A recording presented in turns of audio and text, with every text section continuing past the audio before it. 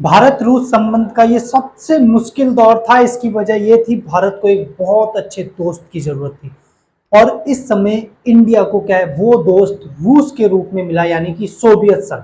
ये fourth phase है। जिसने भी 3 फेज तक नहीं देखा हो भारत रूस संबंध, वो देख सकते हैं और इसी के साथ चैनल को भी सब्सक्राइब कर सकते हैं, क्योंकि इसके बाद जो 5th फेज आएगा उसे भी हम क्या अच्छे से एक्सप्लेन करने वाले हैं।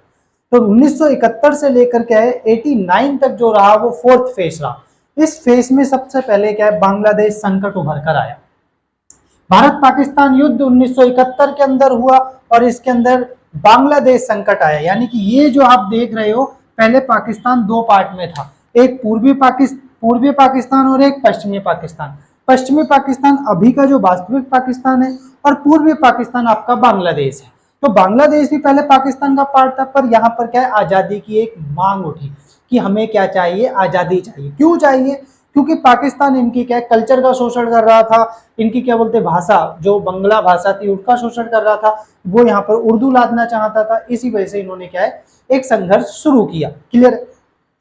इंडिया को क्या है, इस इंटरनल मैटर में कोई लेन देना नहीं था, बट जब इन्होंने नरसंहार शुरू किया, यहाँ पर ऐसा माना जाता है कि पाकिस्तानी आर्मी ने करीबन 30 लाख बांग्लादेशी क्या है नागरिकों को मार डाला इस युद्ध के अंदर। और जब इतने बड़े पैमाने पर लोग मारे जा रहे थे, तो उस समय बहुत सारे लोगों ने डिसाइड किया कि वो देश छोड़कर क्या है, इंडिया की तरफ आ जाते हैं। तो करीबन करीबन 1 करोड़ लोग क्या है, भारत के अंदर प्रवेश करते हैं, जो कि बांग्लादेश हो गया, असम हो गया, इनमें बड़े पैमाने पर क्या है, घुसते हैं।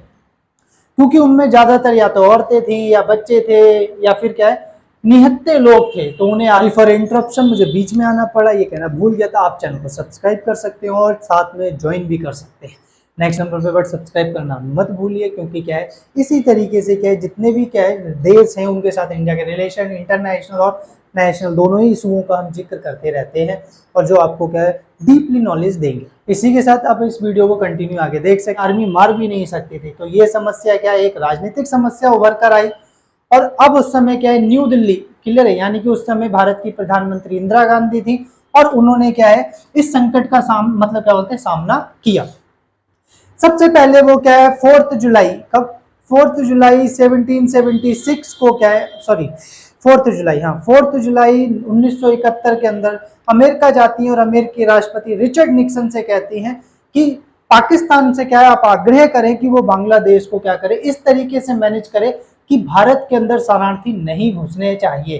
क्लियर है? नेक्स्ट नंबर पे, आप अपना मैटर सॉल्व कर रहे हो, इससे कोई लेन देना नहीं, पर शरणार्थी समस्या इंडिया के पास नहीं आनी चाहिए। तब रिचर्ड निक्सन का जवाब ये था कि भले चीन साथ किसका दे, पाकिस्तान का। कौन? चीन 1962 में हमें युद्ध में हरा चुका था। नेक्स्ट नंबर, पाकिस्तान का साथ दे, पर अमेरिका भी किसका साथ देगा, पाकिस्तान का ही साथ देगा। इसलिए भारत उसके इंटरनल मैटर में ना बोले। पर वो इंटरनल मैटर कैसे रहा, जब क्या है, समस्या हमारे देश में आना शुरू हो गई थी। 1 करोड़ लोग, हम पहले से ही खाद्यान्न संकट झेल रहे थे, हमारे देश में भुखमरी से हम निकल नहीं पाए थे।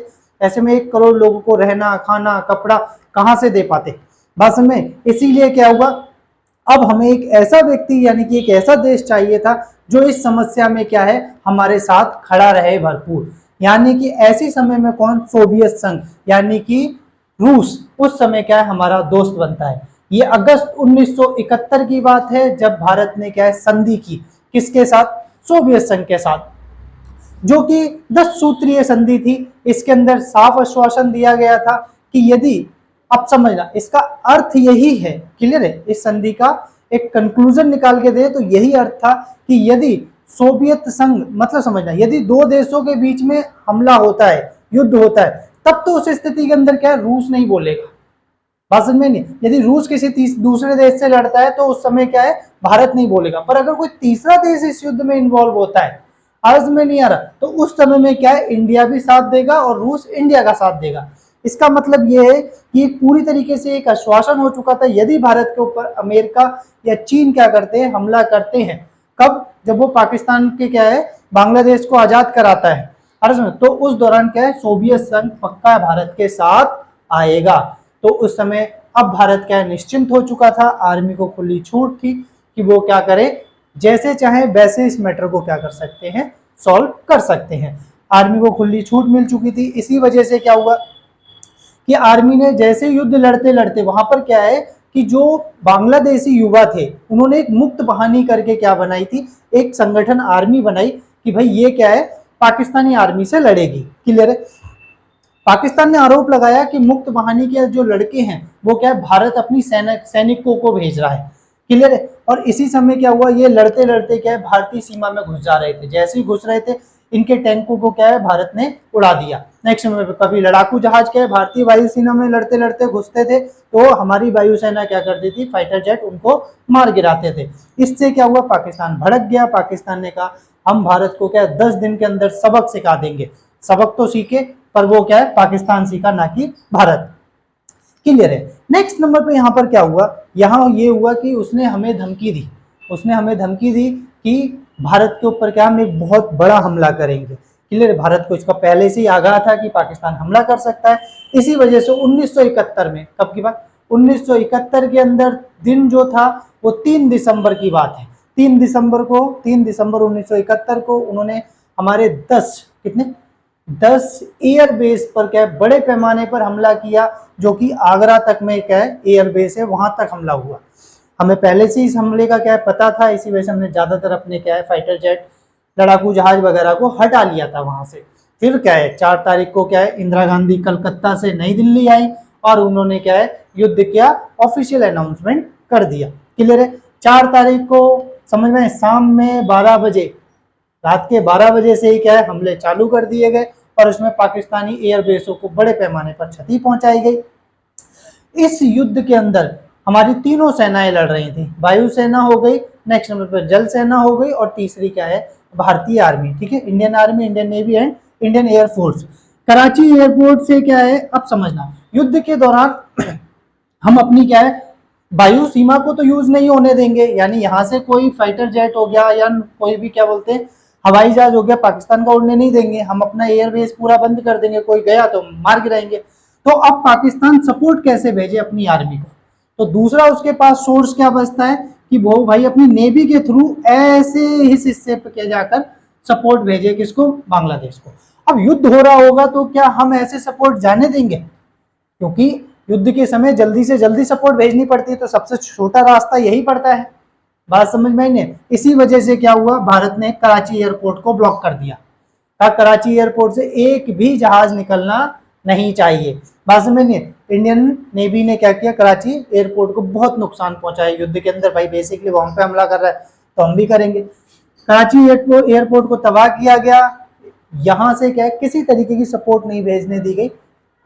अब युद्ध के अंदर सैनिक को क्या चाहिए, हथियार चाहिए, खाना चाहिए, से मतलब क्या बोलते दवाइयाँ चाहिए, और उसके बाद क्या चाहिए, वर्दी चाहिए, क्योंकि बेसिकली ये बेसिक जरूरतें होती हैं। इसीलिए क्या वो इनको जरूरतें मिल नहीं पाई। अब उनके पास एक ही ऑप्शन रखा गया कि वो क्या करें, आत्मसमर्पण करें। क्लियर है। भारत ने इस युद्ध को 4 दिसंबर से 16 दिसंबर 1971 यानी मात्र 12 दिनों के अंदर इस युद्ध को जीत लिया। इसके अंदर जो क्या पाकिस्तान का नेतृत्व कर रहे थे वो लेफ्टिनेंट जनरल नियाजी कर रहे थे, और लेफ्टिनेंट जनरल नियाजी ने 90,000 सैनिकों के साथ क्या है भारतीय लेफ्टिनेंट जनरल अरोड़ा के सामने आत्मसमर्पण कर दिया। क्लियर है। पहले उन्होंने ये शर्त रखी कि भारत क्या करे, हमें पाकिस्तान जाने दे, आरएस में नहीं है, हम बांग्लादेश छोड़कर जाना चाहते हैं। उन्होंने बिल्कुल नहीं, आरएस में नहीं है, बिना शर्ते आत्मसमर्पण करना है, कोई शर्त नहीं है आपकी क्या समर्पण करने की। तब उन्होंने ठीक है, शाम को फिर उन्होंने एक प्रस्ताव भेजा। क्लियर है। 15 दिसंबर को तभी भी इंडियन आर्मी ने सीखा कोई मतलब समझौता नहीं है किसी तरीके का, आप समर्पण करो, यही आपके पास ऑप्शन है, आप चारों तरफ से घिरे हुए हो, वरना फिर हम क्या है कार्रवाई करेंगे। तो उन्होंने क्या है 16 दिसंबर 1971 को आत्मसमर्पण कर दिया। 90,000 सैनिकों को बंदी बनाया गया, जिनको क्या है शिमला समझौते के बाद भारत ने छोड़ा। यहां पर यूं समझ सकते हो कि शिमला समझौता जो हुआ उसके अंदर अब समझते हैं थोड़ा अमेरिका की भूमिका क्या है। अमेरिका इससे बहुत बौखला गया। अमेरिका ने देखा कि भारत ने क्या पाकिस्तान पर हमला कर दिया। चीन उस समय इतना ताकतवर नहीं था कि सोवियत संघ से पंगा ले सके, क्लियर है, रूस से पंगा ले सके, और अमेरिका वर्ल्ड वॉर नहीं चाहता था। इसकी वजह से अमेरिका ने क्या है धमकी तो दी भारत को, बस में यहां तक कि लास्ट के टाइम में उसने क्या है अपना 7वां जंग बेड़ा भी बंगाल की खाड़ी की तरफ भेज दिया, जो परमाणु युद्ध मतलब परमाणु हथियारों से लैस था। यहाँ सबसे समझने वाली बात यह है कि भारतीय इंडियन आर्मी जो थी वो लाहौर तक पहुंच गई। बात समझ में आ रही नहीं? तो उसने धमकी दी यदि भारत ने एक दिन भी क्या है अब पाकिस्तान पे हमला किया तो क्या है मतलब यूएसए जो है अमेरिका वो भी इस युद्ध में कूद जाएगा। ठीक है, तो भारत का उद्देश्य सिर्फ इतना था बांग्लादेश को आजाद कराना। तो हमने बांग्लादेश को आजाद करा दिया था, हमने अपनी आर्मी वापस बुला ली और क्या है युद्ध विराम घोषित कर दिया। क्लियर हो गया? समझ नहीं? अब नेक्स्ट नंबर पे जब 8वां जंग बेड़ा आता हुआ देख, सोवियत संघ ने भी क्या है अपनी नेवी को मतलब परमिशन दे दी कि यदि भारत के ऊपर हमला होता है, अर्ज में नहीं है, तो यूएसएसआर भी चुप नहीं बैठेगा। क्लियर है? नेक्स्ट नंबर पे देखो उसकी जो मतलब क्या बोलते हैं 7वां जंग बेड़ा बहुत ही ताकतवर था। उसके बाद सोवियत संघ की इतनी सबमरीन हो गई है नहीं है, या उसके क्या बोलते हैं जो जहाज हो गए वो उतने ताकतवर नहीं थे, पर फिर भी वो क्या है उसके सामने पहुंच गए थे, उनके मतलब रेंज में जाकर क्या वो लड़ने को तैयार थे। इससे पता चलता है सोवियत संघ हमें यानी कि रूस किस स्थिति में भी मदद देने को क्या तैयार हो गया था। क्लियर है? बिना वर्ल्ड वॉर की चिंता किए बिना। ठीक है, इसी को क्या है बांग्लादेश संकट कहते हैं। हमने शिमला समझौता किया, शिमला समझौते के तहत पाकिस्तान क्या है अब 2 देशों का मैटर था, ना कि इसे यूएनओ में उठाया जाएगा। क्लियर है? 90,000 सैनिकों को वापस किया गया। और भी काफी इसमें कमियां भी हैं शिमला समझौते की। क्लियर है? जैसे कि मान के चलो इन कमियों का हम जिक्र नहीं कर रहे हैं। क्लियर है? नेक्स्ट नंबर पे ये शिमला समझौता हुआ। उसके बाद भारत ने क्या है परमाणु परीक्षण किया अपना पहला। भारत का पहला परमाणु परीक्षण 1974 में होता है पोखरण के अंदर, जो राजस्थान के अंदर है। अब समझना इस समय क्या हुआ, इंदिरा गांधी देश की प्रधानमंत्री थी, उन्होंने परमाणु परीक्षण किया। जैसे ही परमाणु परीक्षण किया अमेरिका ने क्या है बड़े पैमाने पर भारत पे दबाव डालना चाहा, जबकि हमें सोवियत संघ का समर्थन था और सोवियत संघ ने विरोध नहीं किया था। अगर इंदिरा गांधी थोड़ी सी बहादुरी दिखाकर ये बोल देती कि भारत परमाणु परीक्षण करेगा, मतलब इसमें भारत क्या है परमाणु हथियार बनाएगा ही बनाएगा, समझे, तो उस समय भी अमेरिका कुछ कर नहीं पाता। और समय क्योंकि सोवियत संघ हमें साथ दे रहा था, पर इंदिरा गांधी ऐसे में डर गई। उन्होंने कहा भारत ने सिर्फ परमाणु परीक्षण किया है, भारत किसी तरीके का क्या है परमाणु हथियार बनाने वाला नहीं है, बस हमने टेस्ट कर लिया है कि हमारे पास कैपेसिटी है परमाणु हथियार बनाने की और हम कभी भी बना सकते हैं, पर हमारा कोई भी उद्देश्य नहीं है परमाणु हथियार बनाने का। मतलब इसमें टेस्ट करके देख लिया है कि हमें बम बनाना आता है, बट हम बनाएंगे नहीं। बात समझ में आ रही नहीं आ रही है? और जब बनाया कब हमने 1998 के अंदर, जब अटल बिहारी वाजपेयी भारत के क्या थे प्रधानमंत्री थे, उस समय क्या है हमने 1998 में क्या बनाया था परमाणु परीक्षण किया था। क्लियर? तब हमने परमाणु हथियार को बनाकर रख लिया कि भाई अब हमारे पास परमाणु हथियार भी है। नेक्स्ट नंबर पे इस समय क्या हुआ, सोवियत संघ ने हमारा साथ दिया, आरएस में नहीं आ रहा है, चीन ने ही क्या है इसका विरोध किया। क्लियर है? नेक्स्ट नंबर पे सोवियत क्या नाम है इसका अमेरिका हो गया, पाकिस्तान हो गया, ये सारे देश हमारे विरोध में रहे, तो उससे कोई प्रॉब्लम नहीं थी। इसके जस्ट नेक्स्ट बाद जो समस्या आ गई वो आ गई सिक्किम का। सिक्किम क्या हुआ, राज्य था जहां पर राजा जो चौगियाल थे, अरे राजा चौगियाल वहां पर शासन कर रहे थे। वहां की जो कांग्रेस थी सिक्किम कांग्रेस ने क्या है सहमति दर्शाई कि भाई हम भारत में विलय होना चाहते हैं। भारत ने देखा कि अगर यहाँ पर क्या है मोर देन 90% लोग जब सहमति भर रहे हैं कि इंडिया में शामिल होने के लिए, तो भारत ने भी क्या कर दिया सहमति भर दी कि सिक्किम भारत का राज्य बनता है। सिक्किम भारत का क्या है 22वां राज्य बना, जिसका क्या है इंटरनेशनल लेवल पर बड़े पैमाने पर यह मुद्दा उठा कि भारत क्या अपने छोटे छोटे राज्यों को डराकर जबरदस्ती उसने अपने में शामिल कर रहा है। मतलब इसमें क्योंकि देखो हमारे पड़ोसी देश जितने हैं वो ज्यादातर छोटे हैं, श्रीलंका छोटा है, नेपाल हमसे बहुत छोटा है, भूटान हमसे बहुत छोटा है। ऐसे में हमने ये हिस्सा जब अपना राज्य बना लिया तो चाइना ने ये पूरे में अनाउंस करने की कोशिश की कि भारत क्या कर रहा है अपने छोटे छोटे राज्यों को दबाकर उन्हें अपने में शामिल कर रहा है और विस्तारवाद की नीति अपना रहा है। मतलब इसमें इंडिया क्या है विस्तार कर रहा है अपना, क्लियर है, डरा धमकाकर अपने पड़ोसी देशों को। फिर भारत ने क्या है इसमें फिर सोवियत संघ ने हमारा बड़े पैमाने पर क्या किया सहयोग किया और भारत ने माना, वो क्या बोलते हैं जैसे सोवियत संघ ने माना कि ये क्या है भारत का मतलब एक जायज तरीके से किसी भी राज्य को मिलाया गया है, क्योंकि वहां की जनता क्या है इसमें चाहती है। ऐसे ही क्या बोलते हैं क्रिमिया भी रूस ने मिलाया था 2014 में। क्रिमिया की भी जनता ने 90% से ज्यादा यानी 97% लोगों ने सहमति भरी थी कि हम किसके साथ शामिल होना चाहते हैं, सो है रूस के साथ, जो क्रिमिया यूक्रेन का पार्ट था। इसी वजह से उसने 2014 में से शामिल कर लिया था। जब उसे क्या बोलते हैं G8 से निकाल दिया अमेरिका ने, क्लियर है। और अभी क्या युद्ध भी हो रहा है यूक्रेन से, क्लियर है। नेक्स्ट नंबर पे क्या है, विस्तारवाद देश कह दिया। अब नेक्स्ट देखते हैं, सोवियत संघ ने भी क्या किया, अफगानिस्तान में हस्तक्षेप किया। यहाँ पर इस तरीके से क्या है, एक अफगानिस्तान देश है, क्लियर है। और ये अफगानिस्तान जब यहाँ पर क्या है, इसने हस्तक्षेप किया अफगानिस्तान में जो 10 साल तक था, 1979 से 89 में भारत ने इसका विरोध नहीं किया। इनडायरेक्टली कहीं ना कहीं भारत ने रूस का साथ दिया। जैसे भी ये यूक्रेन पर हमला कर रहा है तो भी क्या भारत इनडायरेक्टली साथ दे रहा है। तो कहीं ना कहीं हम हमेशा सोवियत संघ के साथ रहे और सोवियत संघ हमारे साथ रहा, जिसकी वजह से क्या है, हमें एक इंटरनेशनल लेवल पे बहुत अच्छा दोस्त रहा, जो हमें हर कठिन यानी मुश्किल दौर में हमारा साथ उसने नहीं छोड़ा।